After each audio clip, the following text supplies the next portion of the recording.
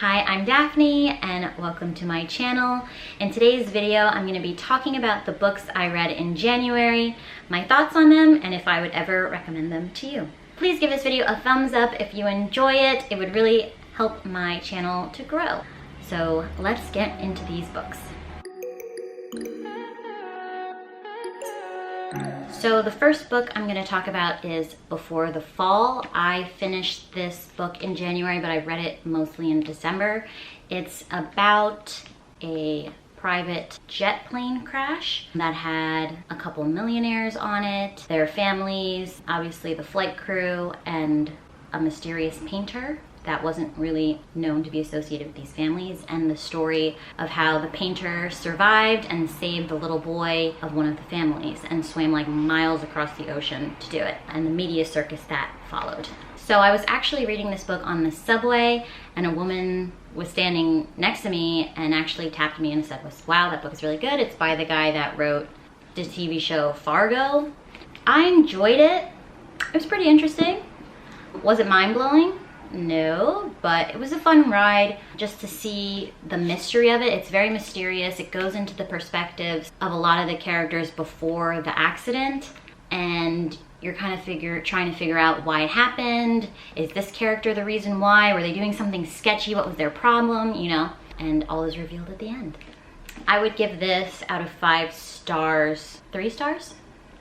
So the next book I read in January was Where the Crawdads Sing. This was recommended to me by my mom, who read it a while back and was on a couple of book clubs. Apparently it was on Reese Witherspoon's book club. It was also on Zoella's book club.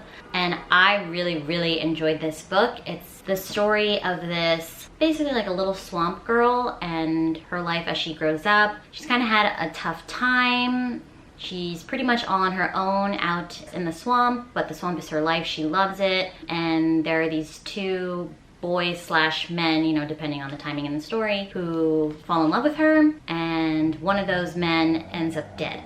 And it's a bit of a mystery to figure out what happened to this man and what happened to this girl as she grew up in the swamp, kind of being ostracized from the community outside of the swamp that thought she was like this monster mystery child. Definitely recommend. Out of 5 stars, I give this 5 stars. The ending was very interesting and it's a very satisfying story. You should read this.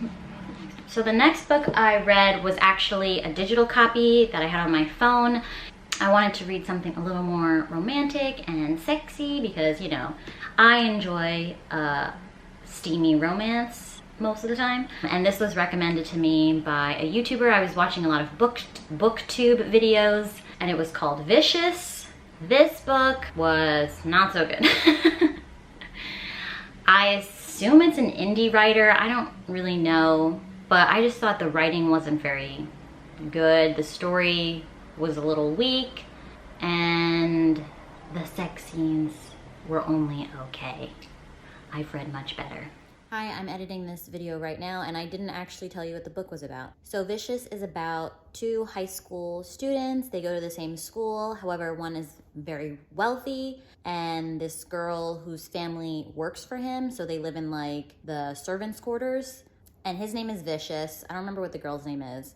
So this Vicious guy, he bullies the main girl a lot, but he's like strangely attracted to her. He's very popular, so he gets all the girls he wants or whatever, but like this girl's his. Like he owns this girl or whatever, and she's attracted to him, but like gets bullied all the time, so like kind of hates him at the same time. And it kind of flashes back and forth between them in high school and them 10 years later, because when they were in high school, something happened that you find out, and he forced her to leave the state. And yeah, and it's like their romance or whatever. But yeah, so she's like a struggling artist in New York City and, you know, 10 years in the future. And he's this successful CEO guy at his own company with his pals from high school. And they cross paths again, and he wants to hire her as his assistant, basically so he can be around her. And yeah, he's just kind of an a-hole to her, but like he wants her real bad. That's the plot. Wouldn't necessarily recommend. Out of 5 stars, I'd give the book 2 stars. It was entertaining enough, like I finished it, but I wouldn't say it was like that good, you know. But if you just want to get something online that costs like $3, $4, it doesn't hurt. I've read better, steamier romances. I would recommend these. Hopefully I put the images in. But yeah, I would say this one's the best one, and then this one is pretty good if you just want to get to the point, and the other ones are just fun. So the next two books I read basically at the same time, because one was romance that I've read in the past, like a few years ago, and the other one was just a downer. So that is this book. This is the romance book. It is called A Dangerous Love by Beatrice Small. I got this at the library for like $2. But yeah, it's just like your typical corny, middle-aged woman romance book about this young girl's life and how basically everything goes to shit, but she finds love with this hunky Irishman, Scotsman. I always get them mixed up, I'm sorry. She's English, and over the border, this man is smoking hot and like a manly man, and they fall in love. Out of 5 stars, I'd give this like probably 4 stars. It's very entertaining, the writing's good, and it's steamy. But it's steamy in the way that it's kind of corny. Like, they're not gonna use typical words. Like, they're gonna use weird words like sheath and man root and like weird words like that. So if that kind of is like not your thing, don't go for this. But like if you're getting into steamy stuff, like these old school books about the olden times are like a good place to start, you know? Like if you're a teenager and you want to like be like, what's sex about? You know? You read one of these. And then the book that I finished yesterday on January 31st is The Bluest Eye by Toni Morrison. So this is interesting because this author is a Nobel Peace Prize winner. I don't know if she's a Nobel Peace Prize for this book. Probably not. But apparently it's also a national bestseller. I did not like this book at all. My friend said this book was really good. Like, I picked this up on a whim at the used bookstore, and my friend saw I had it. She's like, oh, I read that book. That was really good.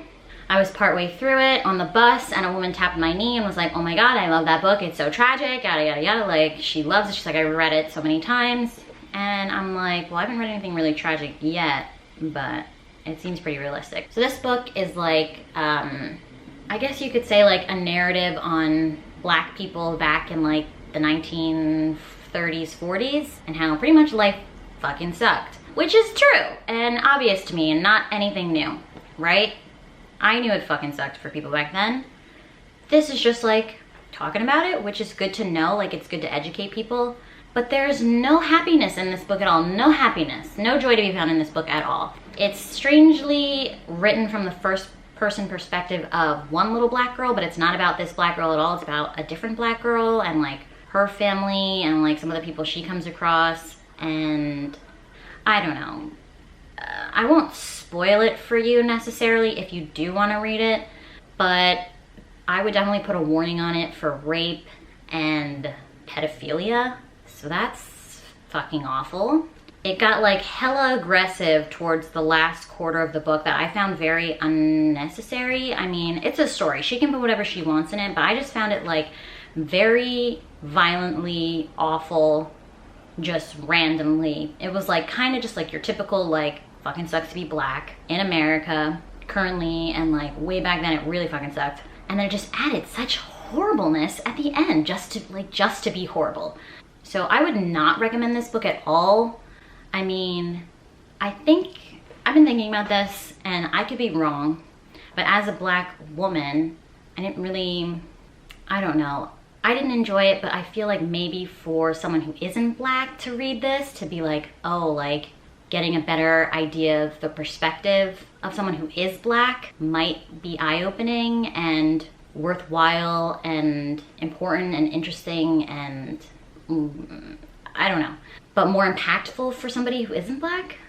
So I don't know. I would be really interested to know your thoughts of somebody who has read this book and what your background is and what your opinions are, because I just found this book to be miserable and I already knew that life fucking sucks, and there's literally no joy found at all in this book. No happy ending, no nothing in this book. So if you just want to have like to learn something, if you don't know it already, or if you want to know more about it to educate yourself on Black culture and Black lives and being Black in America, I think this is good for that, but definitely not for just like normal reading enjoyment. I would give this book, from my experience, nothing wrong on like the topic or whatever, like 1.5 stars out of 5. Hi, this is Editing Daphne again. I just wanted to add, I don't typically read books that are like painful or like dark topics, but this was different. Like, I've read The Kite Runner before, back when I was even in high school, so I was much younger. I had a lot less life experience, but I always recommended that book. I read it only one time. I haven't picked it up since then because it is very traumatic. There is child rape in it, and that's horrible, similar to The Bluest Eye. But I would recommend The Kite Runner because I felt that was a really good book. Whereas The Bluest Eye, I just felt was painful to read.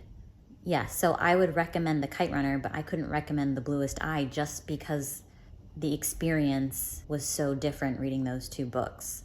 Reading The Kite Runner was moving and brought me to tears many times and had hope and had, you know, realistic pain, and you felt it with the character, whereas this story just didn't bring that emotional level. I just felt so disgusted reading those rape and pedophilia things, and the way it was written, it was just so much and so disgusting, but like you don't feel for the person because you're in like the mind of like the rapist and you're in the mind of the pedophile, and like it's just disgusting. And also because you don't have that intimate relationship with the main girl character. The main girl character, not the first person main girl, but the actual main character, as in like the girl that's talked about the most. You don't really get that close to her in the writing. So it's just, you feel removed from her. You don't know her that well. And then like this horrible thing happens and it's just like horrible to be horrible, versus like having that personal, emotional feeling like you do with The Kite Runner. That's just my opinion. Obviously, everybody is entitled to their own, so don't take it too personally. You could really love this book, and that's great for you. I have nothing against anybody who likes this book. I have nothing against this author. I just didn't have a good experience reading this book. So those are the 5 books I read in January. Please let me know if you've read any of them, and give this video a thumbs up if you enjoyed it, and subscribe down below if you haven't already. And I'll see you in the next one. Bye!